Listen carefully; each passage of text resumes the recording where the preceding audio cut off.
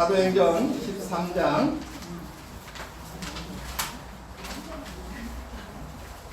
21절에서 23절까지 말씀입니다.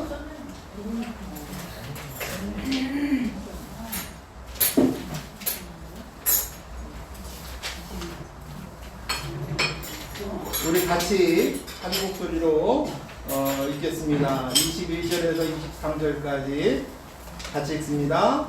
그 후에 그들이 왕을 구하거늘 하나님이 베냐민 지파 사람 기스의 아들 사울을 40년간 주셨다가 피하시고 다윗을 왕으로 세우시고 증언을 기스의 아들 다윗을 만나니 내 마음에 맞는 사람이라 내 뜻을 다 이루리라 하시더니 하나님이 약속하신 대로 이 사람이 손에 이스라엘을 위하여 구주를 세우셨으니 곧 예수라. 하나님의 나라는 사람이 씨를 땅에 뿌린 것 같으니 그가 만나서 오 아니요 또 23절까지만 있습니다.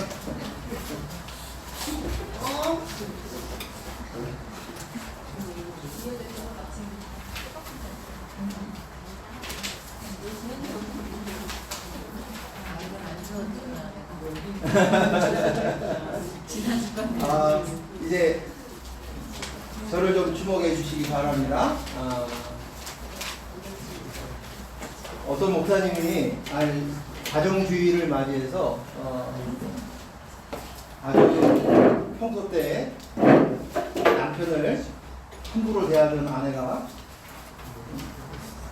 교회에 다녀오더니 가정의 날을 맞이해서 교회를 다녀오더니 아내가 180도로 바뀌어져서 너무 남편한테 잘하는 거예요. 그래서 남편이 너무 감동을 받아가지고 선물을 사들고 목사님께 찾아갔습니다. 목사님께 찾아가서 물어봤습니다. 말씀하셨습니다. 목사님, 지난주에 남편에게 잘하라는 설교를 듣고 제 아내가 너무 저한테 잘합니다. 목사님 덕분입니다. 감사합니다. 그러면서 선물을 드렸어요. 그랬더니 목사님이 그 얘기를 듣고는 고개를 살려살려 흔들더니 저는 지난주 설교를 남편에게 잘하라고 설교를 하지 않고 원수를 사랑하라고 설교를 했습니다. 이렇게 얘기했잖아요. 원수가 내 집에 있다는 얘기가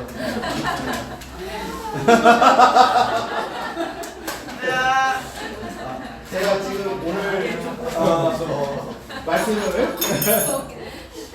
나누기 전에 먼저 퀴즈를 하나 내겠습니다. 퀴즈를 맞추는 사람한테는 내가 선물을 드리겠습니다. 홍포 팬더 푸바오와 코알라의 공통점이 뭔지 아십니까? 맞추시죠. 응? 네? 아니요. 네? 그거 말고 푸바오는 그냥도 잡니다. 색깔. 네? 잘 생각해 보세요. 온 거라는 거 아니에요?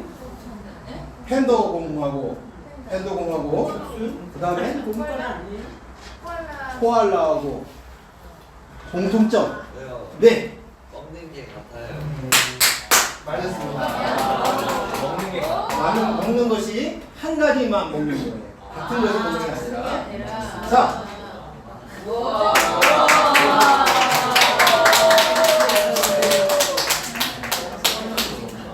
자, 그러면 팬더는 뭘 먹죠? 대나무. 신선한 대나무를 먹습니다. 이거 맞출 줄 알았어요. 근데 코알라가 먹는 음식은 뭡니까? 맞추시죠? 누가 먼저인지 손을 하고 해야 되는데 둘이 같이 가위바위보 하세요. 자, 두 번째 선물. 그렇습니다. 그런데 이 코알라는 유칼립투스라는 유자과의 그 나무만 먹는 거예요. 예, 그리고 팬더는 대나무, 신선한 대나무만 먹어요. 근데 여기 이거하고 우리하고 닮은 점이 있다면 뭐가 있을까요? 하나만 먹는다.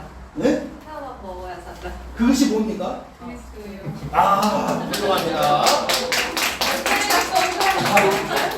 자,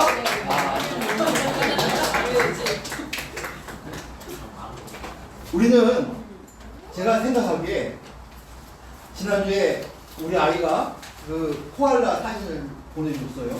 근데 너무 귀여웠어요. 그 코알라가 우리 애하고 좀 닮은 듯하기도 하고.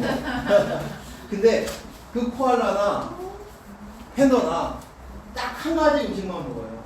근데 우리도 그리스도의 영혼은 압니다라는 이것으로만 사는 것이 너무너무 똑같구나. 그런 생각을 가졌습니다. 그러면서도 또 이런 생각이 들었어요. 팬더는 대나무를 아무 대나무나 먹는 게 아니더라고요. 아주 후비예요. 그래서 아주 신선한 대나무만 먹습니다. 그래서 그것을 보면서도 그런 생각을 가져요. 우리는 매일매일 신선한 것, 유통기간이 지나간 것을 먹으면 안 돼요. 매일 신선한 겁니다. 어제 했다고 끝나는 게 아니라 오늘 아침에도 일어나서 신선한 만나, 그리스도의 영이 납니다를 고백하면서 먹고 또 내일 아침에도 아니면 수시로 이렇게 신선한 대나무를 먹어야 합니다. 코알라도 마찬가지예요. 코알라도 다른 건 안 먹고 유칼립스, 유자나무, 유칼립스를 먹었어요. 제가 검색하느라고. 근데 유칼립스를 먹는데 이 코알라가 그걸 먹고 어떻게 하냐면 하루 종일 자는 거예요. 하루 종일. 그래서 왜 자는가 물어봤더니 유칼립투스의 잎사귀에 독성이 있대요. 근데 에너지가 있고 거기서 물을 공급하고 그것을 먹는다.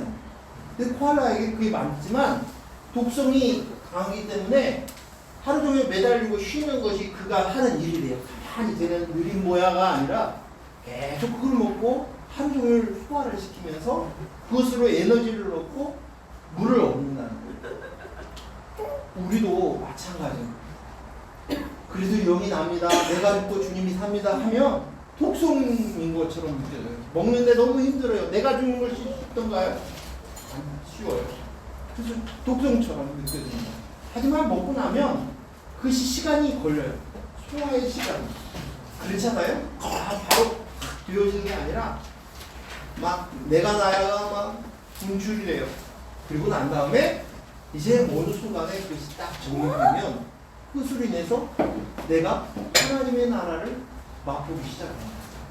에너지를 얻는 거예요. 이거구나. 물은 성령이잖아요. 성령을 통해서 먹는 거예요. 제가 이것을 보면서 맞아. 우리도 많이 닮았네 라는 생각을 했습니다. 자연에서 많이 배우는 것 같아요. 그래서 또 무슨 생각이 드느냐면 자연에서 배우는 동물이 뭐냐면 소라게.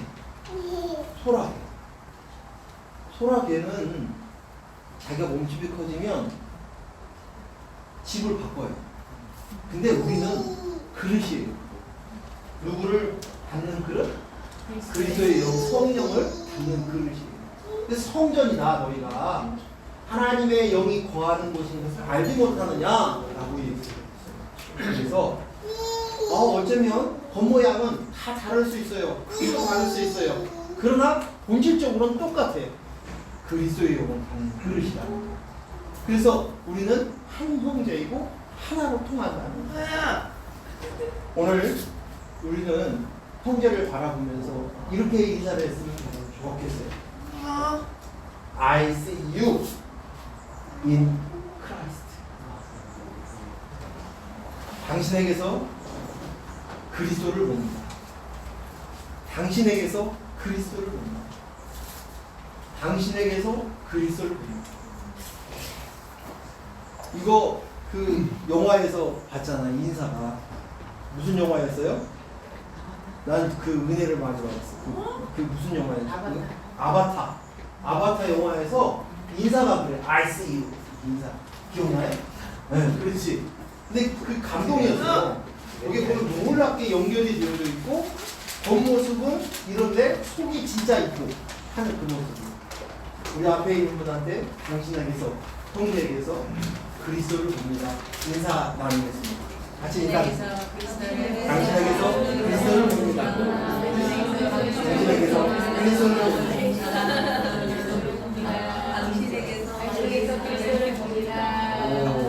놀랍죠? 그래서 우리 자주 이 인사들을 서로 했으면 좋겠다는 생각이 있으시라서 다른 거 보지 말고 아, 저 사람 키가 어떻네, 외모가 어떻네, 저 사람 배경이 어떻네, 아, 저 사람 이번에 잘 됐네, 어떤 슬픈 일을 당했네, 가족이 어떤 일을 당했네, 그런 거 보지 말고 우리가 봐야 될, 우리가 관심 가져야 될 것은 그리스도입니다. 당신에게서 그리스도를 봅니다. 서로 인사하면서 우리가 정신을 차리고 또 그 중심으로 살았으면 좋겠다라고 생각합니다. 오늘 저는 믿음의 조상 하면 누구예요? 아브라함. 그런데 오늘 제가 하는 것은 은혜의 조상 다윗을 이야기하겠습니다. 구약 시대의 대표적인 사람을 들자면 딱 두 사람이에요. 하나는 아브라함과 다윗이에요. 예수님께서 자기의 계보를 가르치실 때, 족보를 얘기할 때 마태복음 1장 1절에 뭐라고 얘기하냐면 아브라함과 다윗의 자손 예수 그리스도의 계보라 이렇게 기록되어 있어요. 그래서 아브라함은 믿음의 조상으로서 우리가 잘 알고 있지만 다윗이 은혜의 조상이라는 부분에 대해서는 우리가 인식이 조금 부족한 것 같아요. 그래서 오늘 짧은 시간이지만 은혜의 조상 다윗에 대해서 생각해 보려고 합니다. 성경의 사무엘상 사무엘하에 보면 첫 번째 이스라엘 왕이 사울 왕입니다. 그리고 두 번째 왕이 다윗이에요. 근데 사울 왕에 대해서는 하나님께서 뭘로 대하시냐면 너가 나를 버렸어? 내가 너를 버려 라고 얘기해요. 무엇으로? 네가 내 법을 어겼어. 그렇게 얘기합니다. 사울 왕을 대할 때 법으로 대합니다. 율법으로 대합니다. 사무엘상 15장 26절 주보에 써져 있으니까 한번 읽어봐요. 같이 읽습니다. 시작. 사무엘이 사울에게 이르되 나는 왕과 함께 돌아가지 아니하리니 이는 왕이 여호와의 말씀을 버렸으므로 여호와께서는 왕을 버려 이스라엘 왕이 되지 못하게 하셨습니다. 사울 왕에 대해서는 하나님께서 선언하셨어요.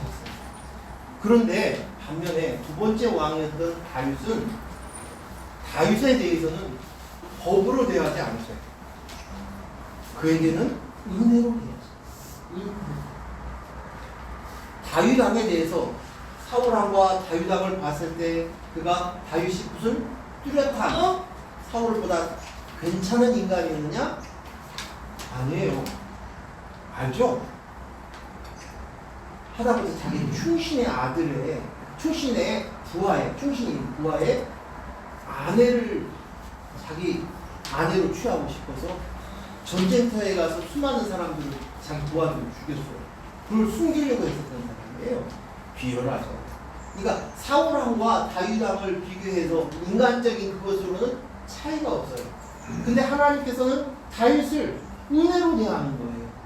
그 말씀이 사무엘하 7장 12절에서 16절까지 우리 같이 천천히 읽겠습니다. 내 소환이 차서 내 조상들과 함께 누울 때에 내가 내 몸에서 날 씨를 내 뒤에 세워 그의 나라를 견고하게 하리라. 그는 내 이름을 위하여 집을 건축할 것이요 나는 그의 나라 왕위를 영원히 견고하게 하리라. 나는 그에게 아버지가 되고 그는 내게 아들이 되리니 그가 만일 내가 내 앞에서 죄를 범하면 내가 사람의 매와 인생의 채찍으로 징계하려니와 내가 내 앞에서 물러나게 한 사울에게서 내 은총을 빼앗은 것처럼 그에게서 빼앗지는 아니하리라. 내 책과 내 나라가 내 앞에서 영원히 보존되고 내 왕과 영원히 견고하리라 하셨다 하라. 아멘. 여기에 보니까 다윗을 이야기할 때 약속의 말씀을 주는 거예요. 근데 이 약속을 대할 때 내가 사울을 패하듯이 너희는 너한테는 그렇게 안 할 거야. 너뿐만 아니라 너를 견고하게 할 뿐만 아니라 너의 자손까지 너에게 씨를 주는데 그 씨로 너의 자손이 성전을 지켜 하나님이 거할 집을 지을 거야. 거할 곳을 지을 거야. 그리고 대대로 지켜줄 거야. 내가 너희의 아버지가 되고 너는 아들이 될 거야. 내 아들이 될 거야. 라고 말씀하죠. 여기에 우리 관심이 눈에 띄는 말씀이 뭐냐면 징계라는 단어예요. 우리가 봤던 14절 말씀에 그래요. 나는 그에게 아버지가 되고 그는 내 아들이 되리니 그가 만일 죄를 범하면 내가 사람의 매와 인생의 채찍으로 징계하려니와 라고 얘기해요.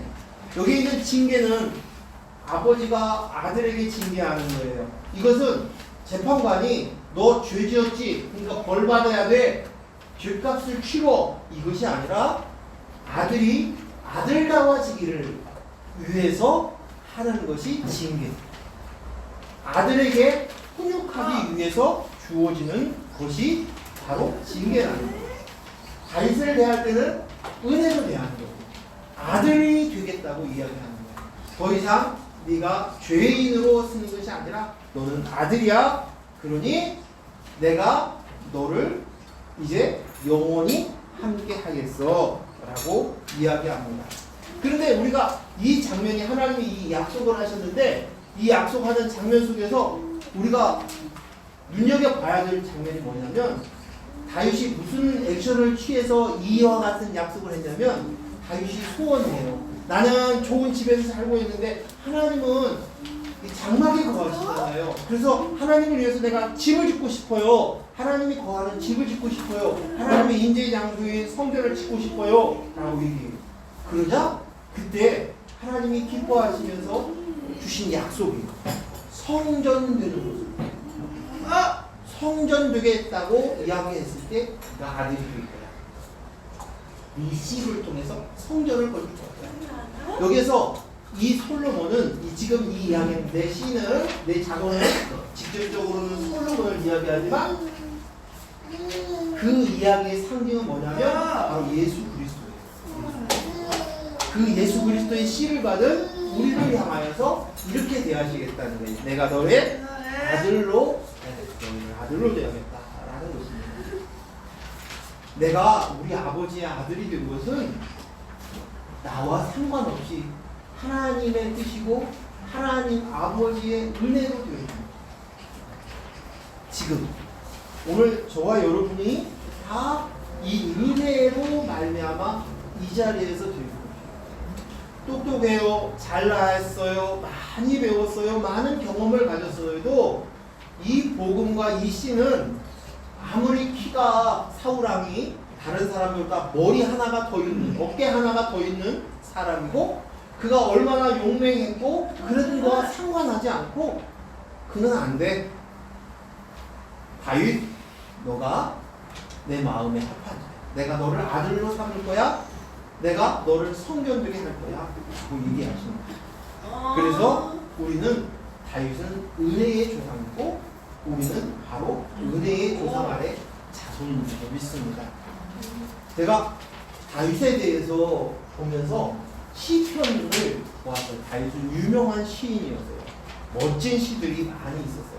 근데 그 시편의 대부분의 내용은 뭐냐면 그가 너무 고통스럽고 고난 가운데 있었어요. 어떤 때는 사울왕을 쫓겨가지고 도망가다가 그 정말 그 미친 사람처럼 침을 지리고 침에 수염에 막 침이 흘리고 미친 사람처럼 하고 헛소리를 하면서까지 자기 생명을 구원해야 됐고 광야에 그 동굴에서 숨어서 연명해야 됐고 핑계를 걱정해야 되는 그런 상황이 있었어요.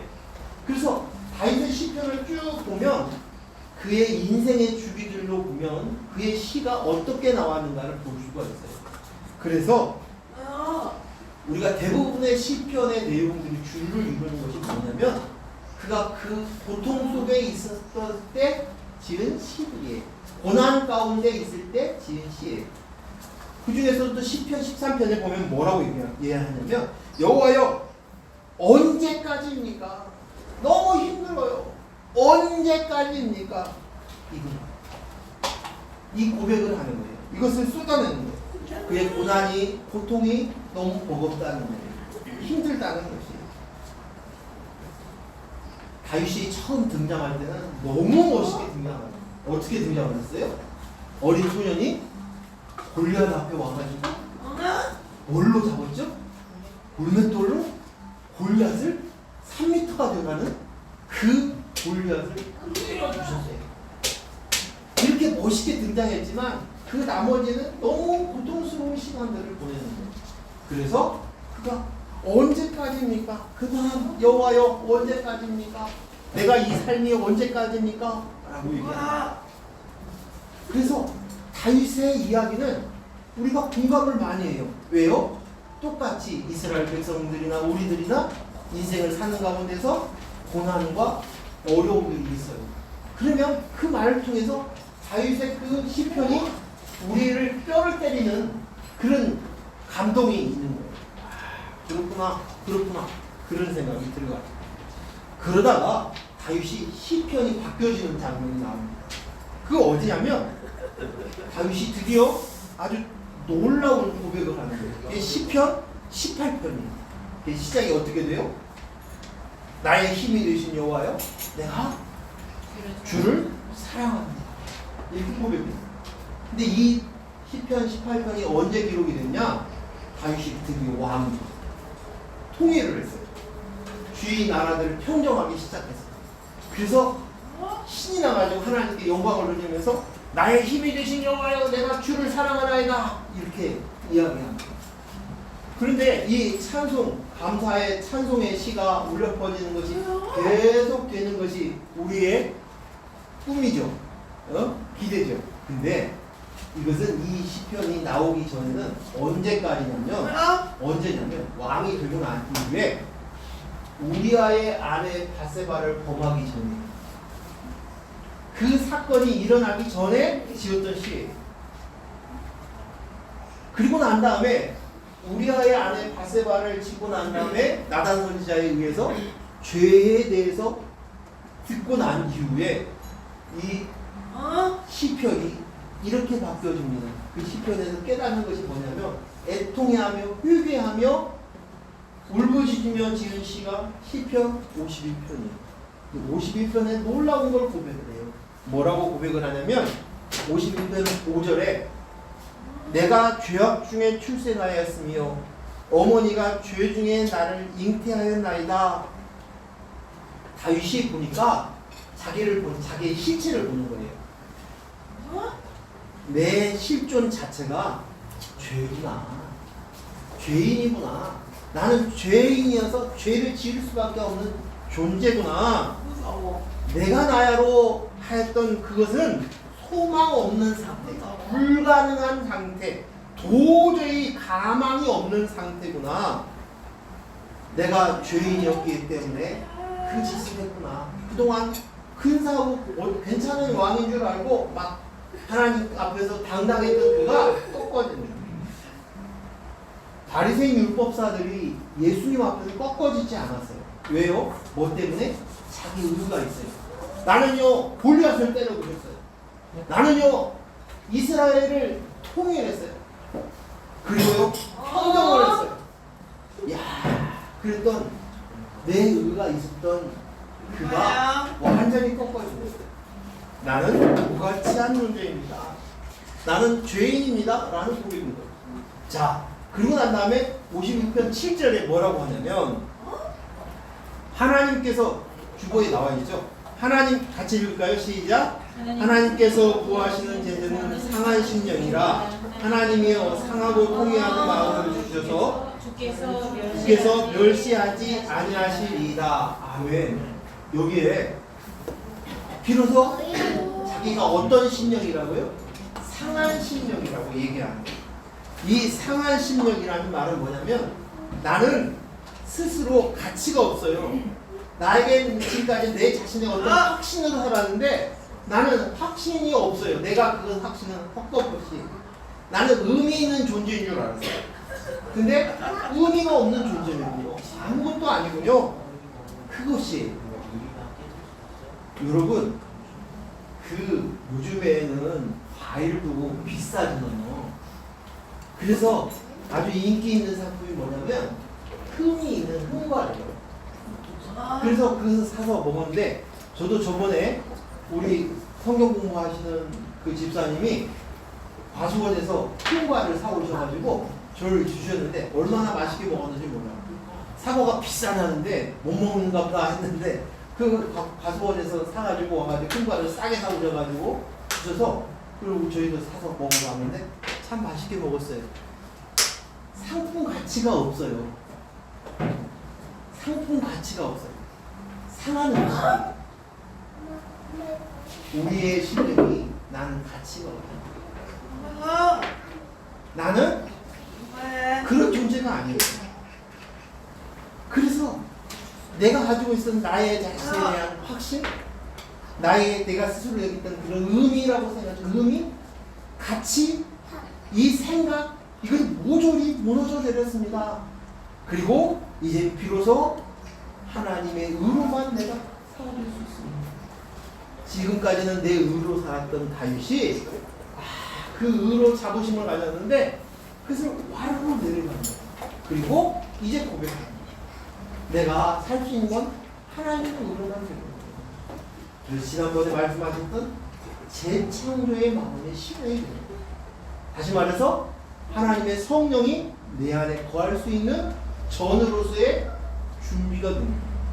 하나님이 원하시는 것은 상한 심령, 우리에게 상한 심령, 통회하는 마음을 심령이 가난한 자, 그 가난함이 있는 거예요. 그래서 다윗이 놀라운 이 고백이 이 고난을 통해서 회개를 통해서 범죄를 통해서 자각하는 놀라운 거죠. 근데 이 시편 52편만 아니라 이와 비슷한 맥락으로 써져 있는 것이 뭐냐면 시편 40편. 그 시편 40편에 보면 1, 2절, 40편 1, 2절 같이 읽습니다. 시작. 내가 여호와를 기다리더니 귀를 기울이사 나의 부르짖음을 들으셨도다. 나는 기가 막힌 웅덩이와 수렁에서 끌어올리시고 내 발을 반석 위에 두사 내 걸음을 견고하게 하셨도다. 드디어 다윗이 뭐라고 얘기냐면 이 수렁에 빠져 있었는데 기다렸더니 귀를 기울이셔서 우리를 어디로? 기가 막힌 웅덩이와 수렁에서 끌어올려서 내 발을 어디에 올려놓는다고요? 반석 위에 세우신다는 거예요. 내 걸음이 이제 드디어 변함이 없는 어떤 상황, 어떤 환경, 지진이 와도 풍랑이 와도 폭풍이 와도 변함이 없는 반석 위에 쓴 거예요. 안전감을 느끼는 딱 쓴 거예요. 그 반석. 반석은 뭘 뜻하는 줄 아시죠? 그렇죠. 예수님입니다. 이제 드디어 예수님 위에 섰습니다. 그 반석, 내가 예수 위에 섰습니다. 베드로에게 베드로의 이름이 시몬이잖아요. 근데 이름을 베드로라고 바꿨어요. 근데 그 베드로의 뜻이 뭐예요? 무슨 뜻이에요? 반석. 그 반석 위에 뭘 세운다고요? 내가 반석 위에 무엇을 세우리니? 교회를 세운다고 하잖아요. 그렇죠? 어? 내 이름을 이제 게바라고 하지 않고 베드로라 해라.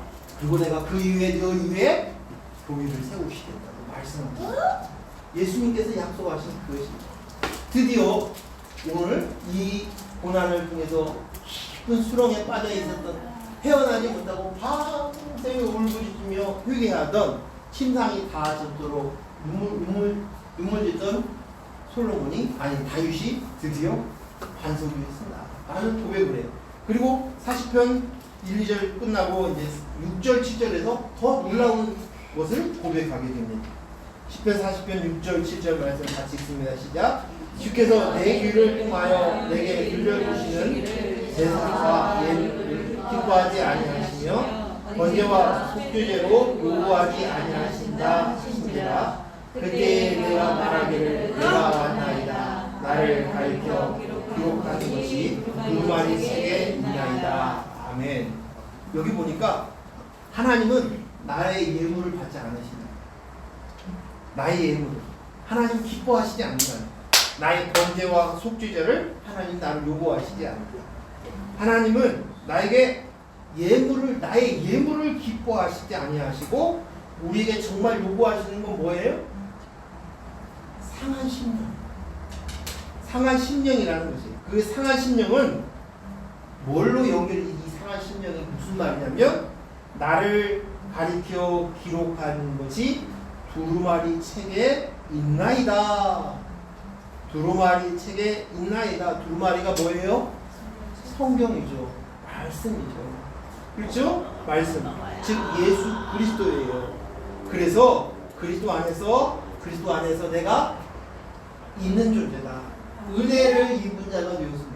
은혜를 입은 자이군요. 내가 드디어 은혜 입은 자이군요. 그렇게 된 자군요. 이것을 고백합니다. 놀라운 시편의 고백입니다. 예수님께서 그 마태복음 16장에 보면 그의 모습들을 보여주게 돼요.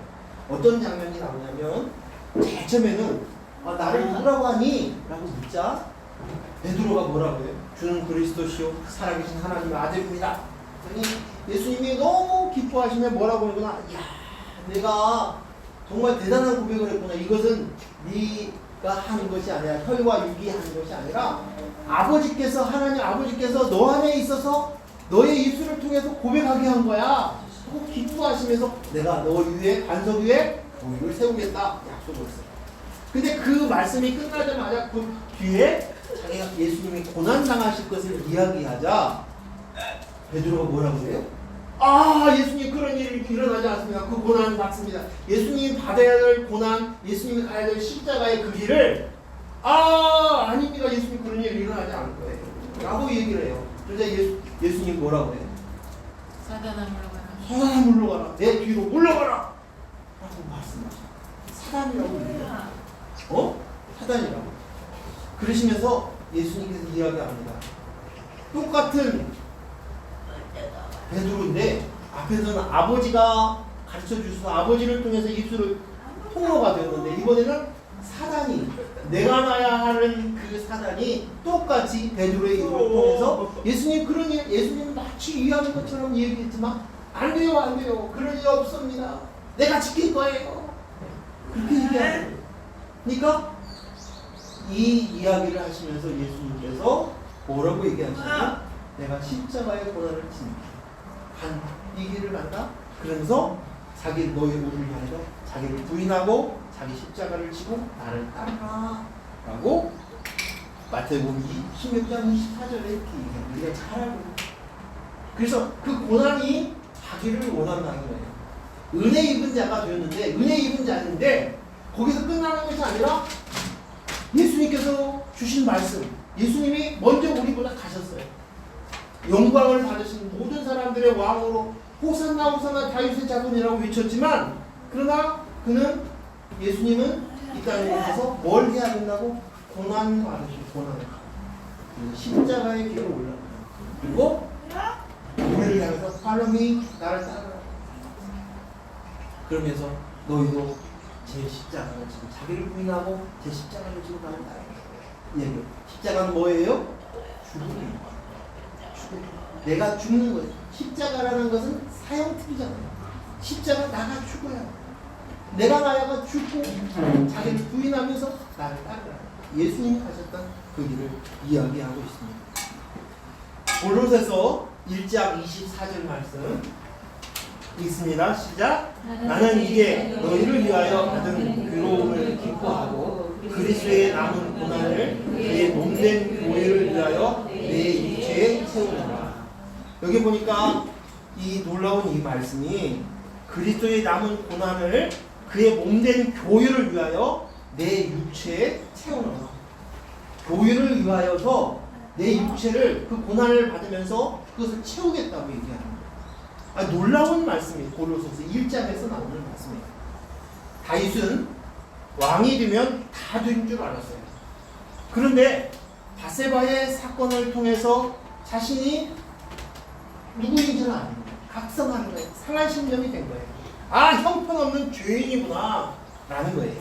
그리고 성전을 건축하고 나라를 통일하고 안정되면 될 것 같았지만 그가 이제 그것을 통해서 각성하고 난 이후에 다윗이 해피엔딩으로 끝나는 게 아니라 그 이후에도 말할 수 없는 고난을 당합니다. 사랑하는 우리 형제 여러분, 우리가 제일 많이 훈련받는 것이 저 같은 경우는 그런 것 같아요. 돈이 없는 거? 그래요. 그래도 참을만 해요. 불편한 것 뿐이에요. 응? 괜찮아요. 건강? 그래요. 원래부터 건강했던 거 아니고 점점 나타나니까 그런 거예요. 제가 요즘 생각하는 것이 뭐냐면 잘 늙어가야지. 잘 늙어가야지. 그런 생각이 들어요. 나이가 되면 당연히 약해지는 것이 당연한 거예요. 적응이 돼요. 근데 뭐가 힘드냐면 가족을 끊어내는 거예요. 가족을. 자꾸 가족이 내 마음이 그리스도에게 있는 게 아니라 이 마음이 자식에게 붙어 있는 거예요. 가족에게 붙어 있는 거예요. 그 마음이 가만히 있다가도 생각이 마음이 아이고 우리 애가 어찌됐네, 우리 지호가 어떻겠네, 우리 애가 지금 잘하고 있나, 이런 마음들이 자꾸 가는 거예요. 다윗도 마찬가지예요. 그가 왕이 되었어요. 근데 그 나머지 후반전은 그가 정말 고난이 계속 연속이 돼요. 다윗의 삶. 그 대표적인 뭐냐면 자식들 때문입니다. 자식끼리 서로가 죄를 짓고 사진을 해요.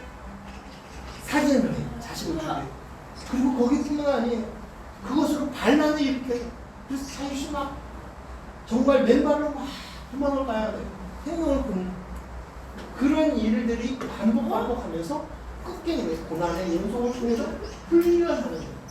그래서 우리가 알고 있는 다윗의 시편 중에 영광스러운 시편의 장면들이 나와요. 이게 대표적인 것이 뭐냐면 시편 8편, 시편 19편, 그리고 우리가 알고 있는 시편 23편입니다. 근데 이 장면들은 언제 썼느냐? 이 시편을 쓴 시기가 언제냐면 다윗이 죽기 전이에요. 그걸 다 본 거예요.